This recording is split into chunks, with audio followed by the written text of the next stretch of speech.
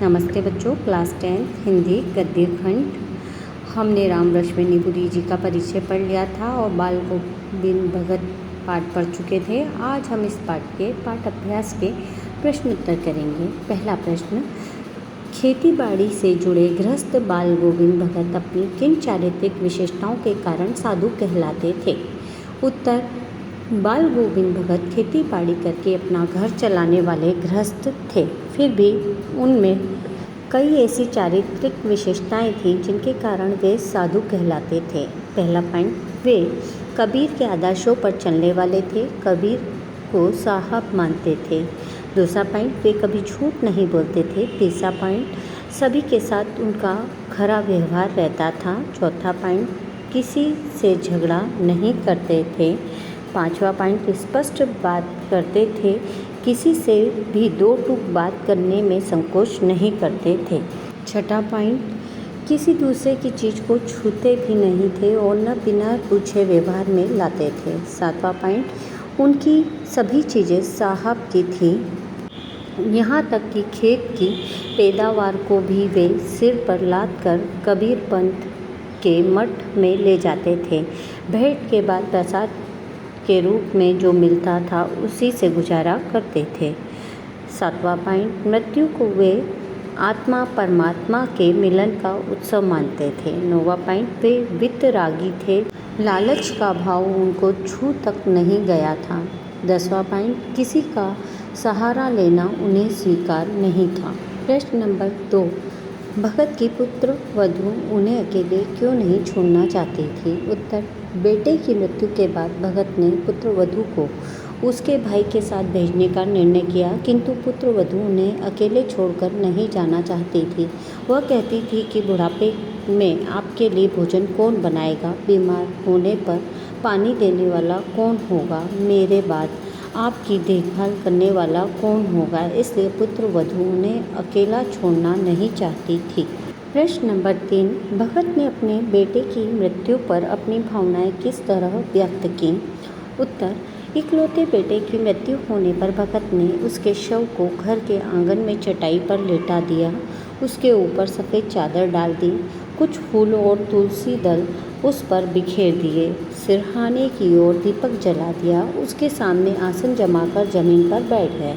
अपने पुराने स्वर में तल्लीनता के साथ गीत गाए चले जा रहे थे। वे मृत्यु को आत्मा का परमात्मा से मिलन मान रहे थे। पुत्र वधू को समझाते कि विरहिणी आत्मा अपने प्रियतम परमात्मा से मिल गई है, इसलिए रोना नहीं चाहिए, उत्सव मनाना चाहिए। वे गीत गाकर और आत्मा की अमरता के भाव को व्यक्त कर रहे थे।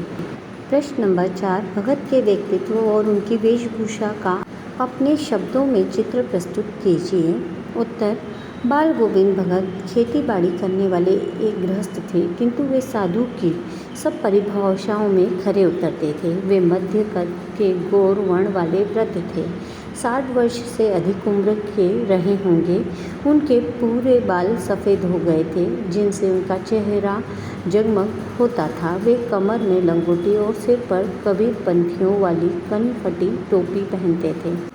जाड़ों में कंबल ओढ़ लिया करते थे, माथे पर चंदन का रामानंदी तिलक लगाते थे। वे सत्यवादी और स्पष्ट वक्ता थे, किसी के भी सामने दो टूक बात कहने में संकोच नहीं करते थे। वे कबीर को साहब मानते थे, उन्हीं के आदर्शों पर चलते थे। नियतः प्रातःकाल नदी पर स्नान करने जाते तथा प्रत्येक मौसम में अपनी खजड़ी बजाते हुए गीत गाते थे। वे प्रभाती, संध्या और नियमित रूप से गाया करते थे। उनका गाने का क्रम किसी भी ऋतु में नहीं रुकता था। वे स्वावलंबी थे, किसी का सहारा नहीं लेते थे, किसी वस्तु को छूते न थे, बिना पूछे किसी की चीज़ व्यवहार में नहीं लाते थे। वे मस्त होकर गाते गाते नृत्य करने लगते थे। प्रश्न नंबर 5, बाल गोविंद भगत की दिनचर्या लोगों के अचरज का कारण क्यों थी? उत्तर, बाल गोविंद भगत की दिनचर्या लोगों के अचरज का कारण इसलिए बनती थी क्योंकि वे अपने नियमों तथा आदर्शों का अपने दैनिक जीवन में कड़ाई से पालन करते थे। वे कबीरपंथी थे, कबीर को साहब मानते थे तथा उनके आदर्शों के अनुयायी थे। वे भोर में जग कर 2 मील दूर नदी में स्नान करने जाते थे। लौटकर पोखरे के ऊंचे भीड़े पर बैठकर खचड़ी बजाते हुए गीत गाते थे।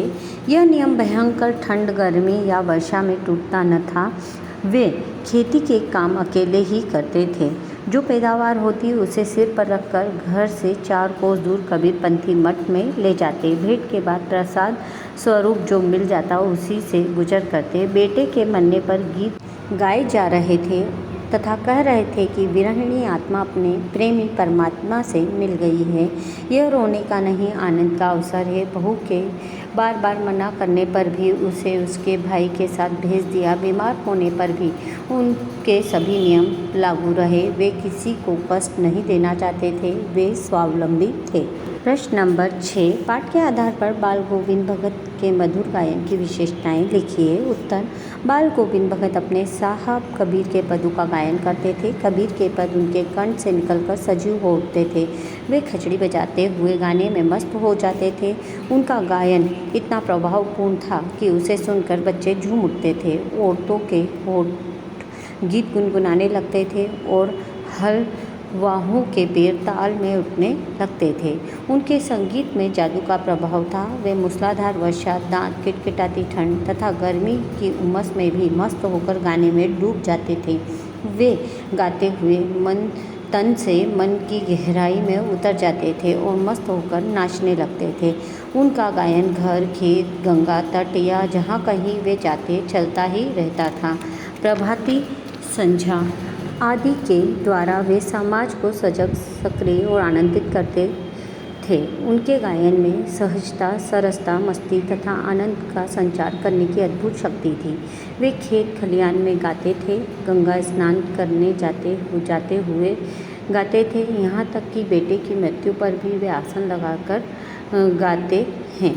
उनका गायन अन्य विशेषताओं से परिपूर्ण है। प्रश्न नंबर 7, कुछ मार्मिक प्रसंगों के आधार पर यह दिखाई देता है कि बाल गोविंद भगत प्रचलित सामाजिक मान्यताओं को नहीं मानते थे। पाठ के आधार पर उन प्रसंगों का उल्लेख कीजिए। उत्तर, बाल गोविंद भगत पाठ के आधार पर कुछ मार्मिक प्रसंग ऐसे हैं जिनमें भगत सामाजिक मान्यताओं को नहीं मानते थे। बाल गोविंद भगत कबीरपंथी थे। कबीर की मान्यताओं तथा आदर्शों में उनकी गहरी आस्था थी, इसलिए वे मृत्यु को आत्मा और परमात्मा का मिलन मानते हैं। अपने बेटे की मृत्यु पर रोते नहीं, अपितु कबीर के पद गाते हैं। पुत्र वधू को भी समझाते हैं कि विरहिणी आत्मा अपने प्रेमी परमात्मा से मिल गई है, इसलिए रोना ठीक नहीं है, यह आनंद बनाने का अवसर है। वे अपने बेटे की चिता को पुत्र वधू से मुखाग्नि कराते हैं, जबकि सामाजिक रूप से पुरुष ही मुखाग्नि देते हैं। वे बेटे के श्राद्ध आदि को भी तूल नहीं देते। वे पुत्र वधू के भाई को बुलाकर पुत्र वधू को उसके साथ भेज देते हैं। विवाह का समर्थन करते हुए वे पुत्र वधू के दूसरे विवाह का आदेश देते हैं। वे अन्य साधुओं की तरह भिक्षा आदि नहीं मांगते। वे गंगा स्नान जाते समय 4-5 दिन उपवास रखते हैं, किसी से कुछ सहारा नहीं लेते, घर से खाकर जाते हैं और लौटकर घर पर ही खाते हैं। प्रश्न नंबर 8, धान की रोपाई के समय समूचे माहौल को भगत की स्वर लहरियाँ किस तरह चमत्कृत कर देती थीं? इस माहौल का शब्द चित्र प्रस्तुत कीजिए। उत्तर, आषाढ़ की रिमझिम वर्षा हो रही है। पूरा गांव खेतों के लिए निकल पड़ा है। किसान हल चला रहे हैं, कहीं धान रोपे जा रहे हैं। पानी भरे खेतों में बच्चे खेल रहे हैं। औरतें कलेवा लिए मेड़ पर बैठी हैं। बादल छाए हैं, ठंडी पुरवाई चल रही है। इस मदमस्त वातावरण में बाल गोविंद भगत के स्वर की झनकार गूंज रही है। वे एक एक शब्द को संगीत की सीढ़ियों पर चढ़ाकर स्वर्ग की ओर भेज रहे हैं और धरती पर खड़े लोगों को आनंदित कर रहे हैं। उनके गायन का ऐसा जादू हो रहा है कि खेलते बच्चे झूम उठे हैं। मेड़ पर बैठी औरतों के होठ गीत गुनगुनाने लगे हैं।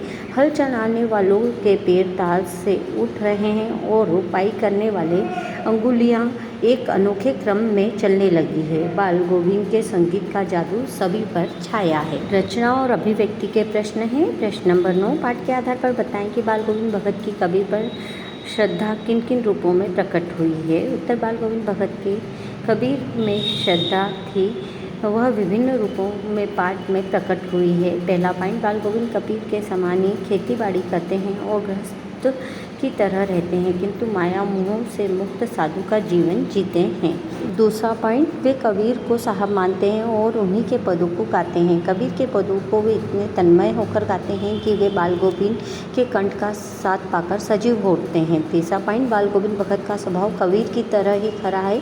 वे सत्य बोलते हैं, किसी से भी दो टूक बात कहने में संकोच नहीं करते। चौथा पॉइंट, जिस प्रकार कबीर जगह जगह घूमकर गाया करते थे, वैसे ही बाल गोविंद खजड़ी बजाकर घर बाहर, खेत में, मार्ग में, सुबह शाम, गर्मी सर्दी वर्षा आदि में गीत गाते रहते हैं। पांचवा पॉइंट, वे कबीर की तरह के ही बहुत कम कपड़े पहनते हैं। कमर में लंगोटी, सिर पर कनपटी टोपी और जाड़ों में काला कंबल ओढ़ लेते हैं। छठा पॉइंट, बाल गोविंद कबीर के सिद्धांतों के पक्के अनुयायी हैं, इसलिए बेटे की मृत्यु पर गीत गाते हैं। पुत्र वधू से कहते हैं, आत्मा का परमात्मा से मिलन हो गया, इसलिए यह अवसर रोने का नहीं आनंद बनाने का है।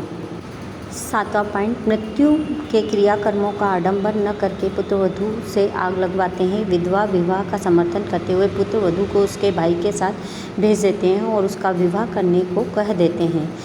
आठवां पॉइंट, वे लोभी लालची नहीं हैं। जो खेती से पैदा होता उसे सिर पर लादकर कबीरपंथी मठ में भेंट करने ले जाते, वहाँ से प्रसाद रूप में जो लौटता उसी से अपना गुजारा करते थे।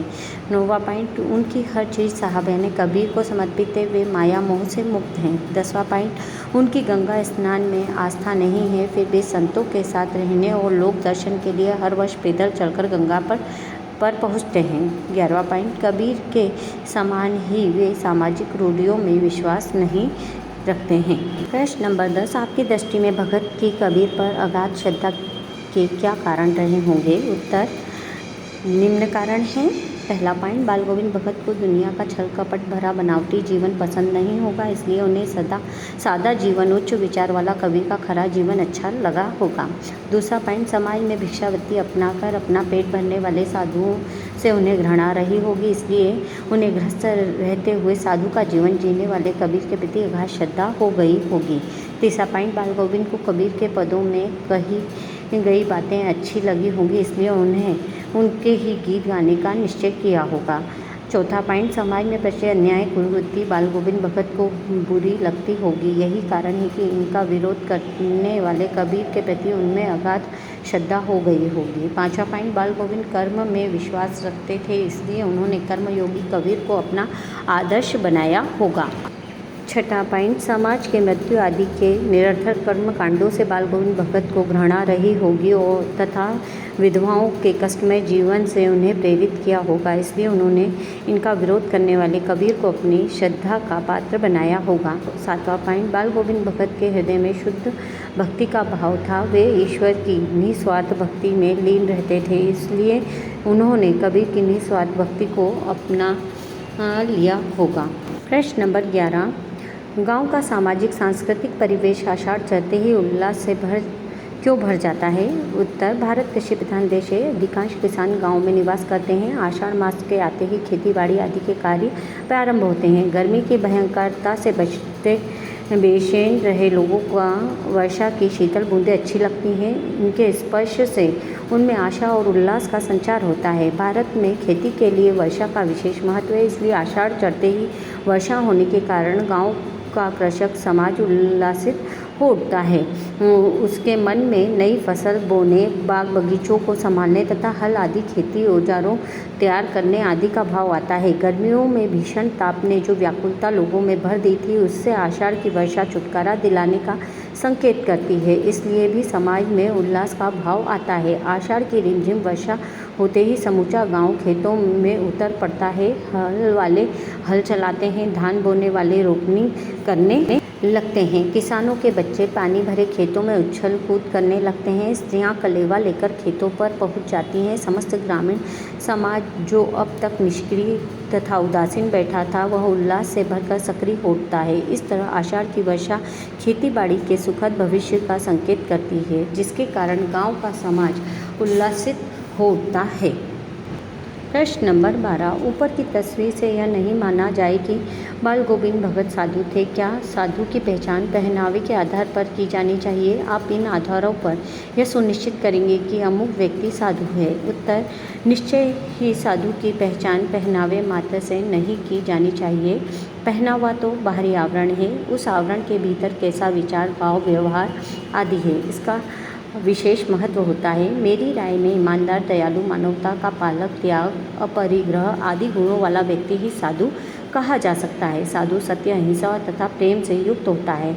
उसका लक्ष्य लोक कल्याण करने का होता है। साधु खरे स्वभाव का होता है। वह किसी से भी दो टूक बात कहने में संकोच नहीं करता। उसका स्वभाव झगड़ालू नहीं होना चाहिए। साधु का मोह माया से मुक्त होना आवश्यक है।